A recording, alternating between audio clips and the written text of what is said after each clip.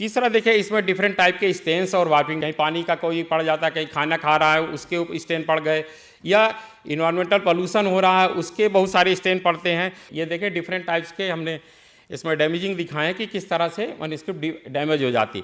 तीसरी जो सबसे बड़ी चीज़ होती है पेपर मैन्युस्क्रिप्ट की या कोई भी मैन्युस्क्रिप्ट के अंदर, वो होती है इंसेक्ट का अटैक।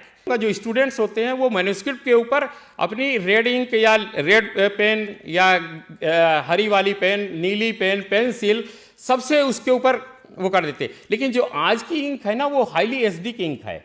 उस एसिडिटी के कारण भी पेपर जो है पूरा का पूरा मैन्युस्क्रिप्ट जो है डैमेज हो जाता है। देखिए, पेपर मैन्युस्क्रिप्ट का सबसे जो डिटोरेटिंग फैक्टर्स है वो है दैट इज एसिड। वो चाहे इन्वायरमेंटल पॉल्यूशन से आया हुआ हो या मैन्युस्क्रिप्ट जब बन रही है तो उस समय उसमें एसिडिटी रह गई।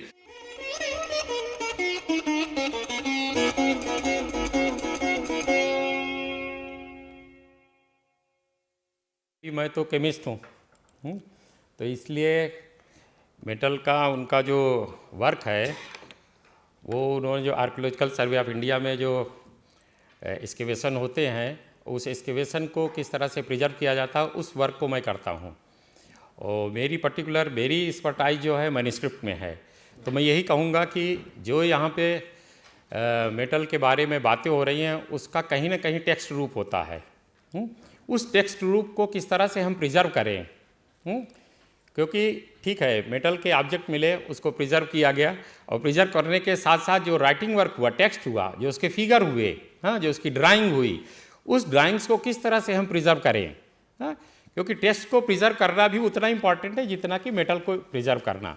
तो ये कुछ हमारे पार्ट है कि जो आर्कियोलॉजिकल सर्वे ऑफ इंडिया में किस तरह से कुछ वर्क किया जाता है।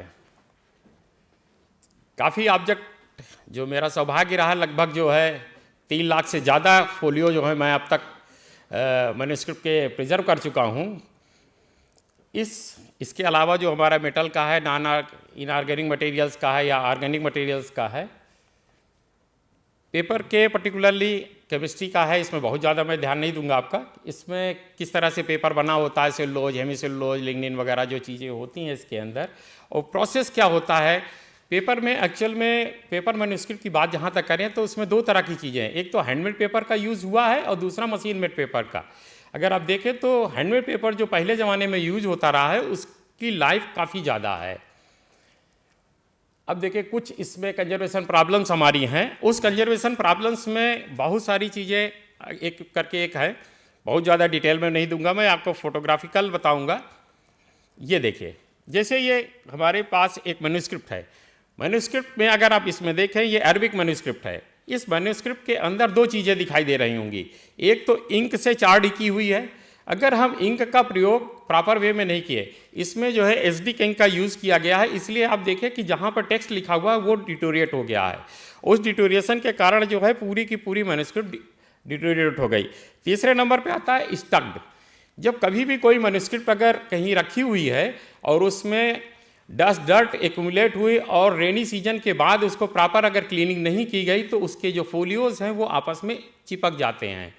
देखेंगे आप नीचे वाले में, इसमें मैन्युस्क्रिप्ट जो है पूरी तरह से चिपक गई है। इसका बात होती है कि अगर मैन्युस्क्रिप्ट की टाइट बाइंडिंग भी नहीं की गई है, आप जो टेक्स्ट वगैरह किताबें लेते हैं उसकी बाइंडिंग अगर बहुत ज़्यादा टाइट है तो बाइंडिंग साइड से तो वो बहुत टाइट हो जाती है, लेकिन अपर साइड पे उसका इतना डैमेज हो जाता है कि पूरी की पूरी मैन्युस्क्रिप्ट ही जो है वो डैमेज होने लगती है। तीसरा देखिए, इसमें डिफरेंट टाइप के स्टेन्स और वार्पिंग भी पड़ जाती है। कहीं पानी का कोई पड़ जाता है, कहीं खाना खा रहा है उसके ऊपर स्टेन पड़ गए, या इन्वायरमेंटल पोल्यूशन हो रहा है उसके बहुत सारे स्टेन पड़ते हैं। और तीसरी चीज़ जो होती है, जो सबसे ज़्यादा हम कॉमन करते हैं, वो है कि कभी भी कोई मैन्युस्क्रिप्ट या कोई भी बुक भी कह सकते हैं कि ख़राब होती है तो हम क्या करते हैं कि सेलो टेप लेते हैं और सेलो टेप उसको लगा देते हैं। तो सेलो टेप का जो माने स्टेन है वो उस मैन्युस्क्रिप्ट के ऊपर पड़ जाता है, और वो मैन्युस्क्रिप्ट जब इस स्टेन से होती है तो वहीं पर जो है वो डिटोरेट होकर के डैमेज हो जाती है। इसी तरह से इसमें देखें कि बहुत सारे पेपर मैन्युस्क्रिप्ट में दिखाए हैं जिसके कवरिंग मटेरियल जो है, पूरा का पूरा कवरिंग मटेरियल जो है वो डैमेज हो चुका है अगर आप देखें। और तीसरी, अगर प्रॉपर नहीं रखा गया है तो फायर के द्वारा भी उससे काफ़ी डैमेज हो। एक तीसरे कोने पे देखें, अगर आप उस कोने वाली पे, तो उस मैन्युस्क्रिप्ट पे देख रहे होंगे कि पूरी की पूरी मैन्युस्क्रिप्ट ही डैमेज हो गई हैं। इस मैन्युस्क्रिप्ट में क्या हुआ है कि मैंने इंसेक्ट इतनी ज़्यादा लगी और उसका प्रॉपर केयर नहीं किया गया तो पूरी की पूरी मैन्युस्क्रिप्ट ही डैमेज हो गई। ये देखें डिफरेंट टाइप्स के हमने इसमें डैमेजिंग दिखाए कि किस तरह से मैन्युस्क्रिप्ट डैमेज हो जाती। तीसरी जो सबसे बड़ी चीज़ होती है पेपर मैन्युस्क्रिप्ट की या कोई भी मैन्युस्क्रिप्ट के अंदर, वो होती है इंसेक्ट का अटैक। अब इसमें देखें कि पूरी पूरी मैन्युस्क्रिप्ट जो है इंसेक्ट से इतनी ज़्यादा खा ली गई है कि पूरा का पूरा होल्स हो चुके हैं, बहुत सारा पूरा लॉस हो चुका है। ये देखिए कुछ फोटोग्राफिक, क्योंकि मेटल ऑब्जेक्ट एक्सकेवेशन जहाँ पे होते हैं वहाँ पे फोटोग्राफी की जाती है, तो फोटोग्राफ के भी जो है प्रॉपर स्टोरेज का ख्याल रखना बहुत ज़रूरी है, क्योंकि अगर वो पूरी तरह से उसमें टर्माइट लग गई या इंसेक्ट प्रॉब्लम हो गई या एसिडिटी हो गई तो उससे भी डैमेज हो जाएगी। ये देखें अगर प्रॉपरली उसकी मैन्युस्क्रिप्ट को हमने बाइंडिंग साइड पे प्रॉपरली नहीं रखा तो वो भी पूरी की पूरी मैन्युस्क्रिप्ट जो है डैमेज हो जाती है और उसको संभालना फिर बड़ा मुश्किल हो। अब देखिए इस तरह से है, कुछ मैन्युस्क्रिप्ट को मैंने दिखाया है। ये जो है आर्मी की आई हुई 1971 की एक वार बुक है, इसको किस तरह से इसके डैमेज हो गया था उसको रेस्टोर किया गया है। सबसे बड़ी चीज़ क्या है, हम लोग जब मैन्युस्क्रिप्ट का यूज़ करते हैं ना, तो मैन्युस्क्रिप्ट के यूज़ में 2-3 चीज़ों का हम बहुत ध्यान नहीं रखते हैं, चाहे बुक हो या मैन्युस्क्रिप्ट हो। एक तो सबसे बड़ी चीज़ है कि जहाँ पर भी हम स्टडी करें या जहाँ पे भी हमारी लाइब्रेरी हो वहाँ पे खाने की कोई चीज़ नहीं होनी चाहिए। दूसरा क्या है कि हमारी एक आदत सबसे बड़ी गंदी है, वो क्या है कि हम फूंक लगाते हैं और पेज को खोल देते हैं। उससे क्या होता है कि कार्नर जो है वो एसिडिक होता धीरे धीरे चला जाता है और कार्नर से ही वो डैमेज होती चली जाती है मैन्युस्क्रिप्ट। तीसरी चीज़ क्या होती है कि जब भी हम मैन्युस्क्रिप्ट को यूज़ करते हैं तो जब खुल नहीं रही होती ना तो उसको कस के दबा देते हैं, तो वो जो बाइंडिंग साइड है वो उसका डैमेज हो जाता है। तीसरी नंबर की चीज़ क्या करते हैं कि हम जो हमारे बहुत बड़े स्कॉलर का तो नहीं कहूँगा, जो स्टूडेंट्स होते हैं वो मैन्युस्क्रिप्ट के ऊपर अपनी रेड इंक या रेड पेन या हरी वाली पेन, नीली पेन, पेंसिल सबसे उसके ऊपर वो कर देते हैं। लेकिन जो आज की इंक है ना वो हाईली एसिडिक इंक है, उस एसिडिटी के कारण भी पेपर जो है पूरा का पूरा मैन्युस्क्रिप्ट जो है डैमेज हो जाता है। ये कुछ इक्विपमेंट हमने दिखाए हैं कि जिसका यूज़ हम इस पेपर मैन्युस्क्रिप्ट के लिए करते हैं।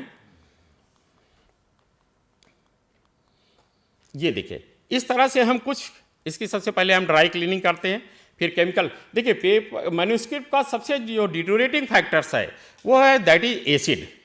वो चाहे एनवायरमेंटल पॉल्यूशन से आया हुआ हो या मैन्युस्क्रिप्ट जब बन रही है तो उस समय उसमें एसिडिटी रह गई।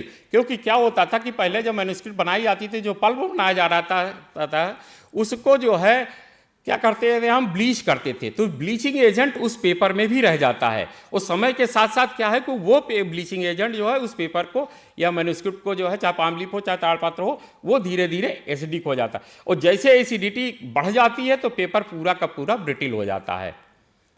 तीसरे नंबर पे देखें अगर आप हम इसको, तो हम इसकी जब पूरी की तरह पूरे मैन्युस्क्रिप्ट को डिटोरेट हो गई, डिटोरेट होने के पश्चात हम इसकी लाइनिंग करते हैं जापानी टिश्यू पेपर की सहायता से।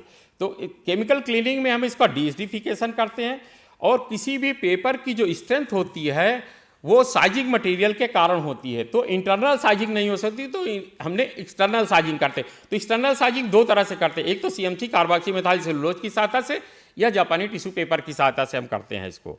ये देखें कुछ, अगर आप लोग ताज म्यूजियम गए होंगे तो ताज म्यूजियम में आपने देखा होगा कि कुछ मैंने ये उस समय की बनाई हुई ड्राइंग्स हैं जिसके आधार पर जो है ताजमहल बनाया गया था।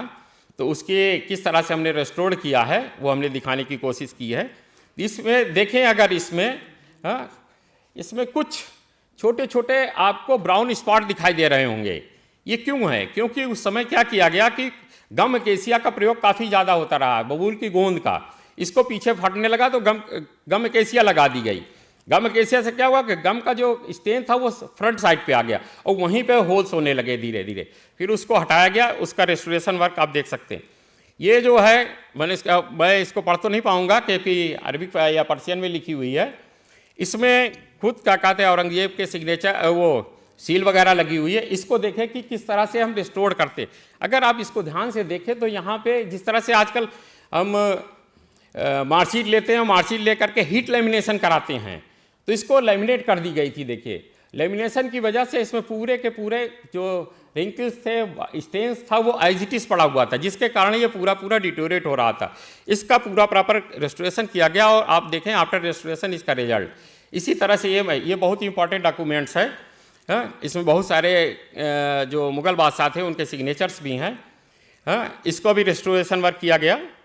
इस तरह से ये वो मैप है, आर्किटेक्चरल ड्राइंग है जिसकी सहायता से पूरे ताजमहल को बनाया गया था। आर्किटेक्चरल ड्राइंग है ये पूरी की पूरी, ये इसको रिस्टोर करने का है, ये काफ़ी बड़े।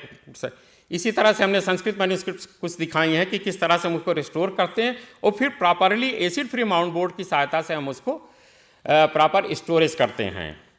ये देखिए कुछ मैन्युस्क्रिप्ट के चित्र हमने दिखाए हैं कि किस तरह से हम बिफोर एंड आफ्टर के चित्र दिखा करके कि किस तरह से हम रिस्टोर कर रहे हैं इसको।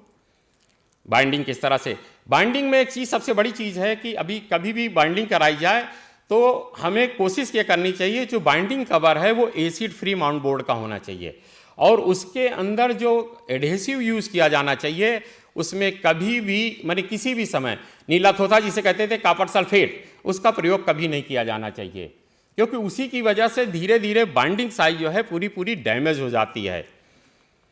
अब इसमें कुछ पेपर ऑब्जेक्ट को हमने जो फोटोग्राफ्स थे, कुछ फोटोग्राफों को किस तरह से हम रिस्टोर करके रखते हैं, ये संस्कृत मैन्युस्क्रिप्ट का दूसरा पार्ट है, बिफोर एंड आफ्टर में दिखाया है। इलस्ट्रेटेड इसके अलावा मैन्युस्क्रिप्ट हमारी इलस्ट्रेटेड मैन्युस्क्रिप्ट भी बहुत पाई जाती हैं। जैसे अभी आप सर पहले जो नंबर पर बोल रहे थे सर, उन्होंने बताया कि हमारे बहुत सारे जो ग्रंथ हैं उन ग्रंथों की लाइफ काफ़ी समय से हो गई है, तो उनका अगर प्रॉपर स्टोरेज और प्रॉपर साइंटिफिक कंजर्वेशन नहीं किया गया तो वो भी डैमेज हो जाएंगी। तो उससे हमें उस चीज़ का पता नहीं लगेगा कि जो उसमें लिखा हुआ है कि किस तरह से मेटल बनता था या जो उस समय की कल्चर थी, ये सब चीज़ें नहीं पता लगी कि उसके रिस्टोरेशन के लिए बहुत ज़रूरी है।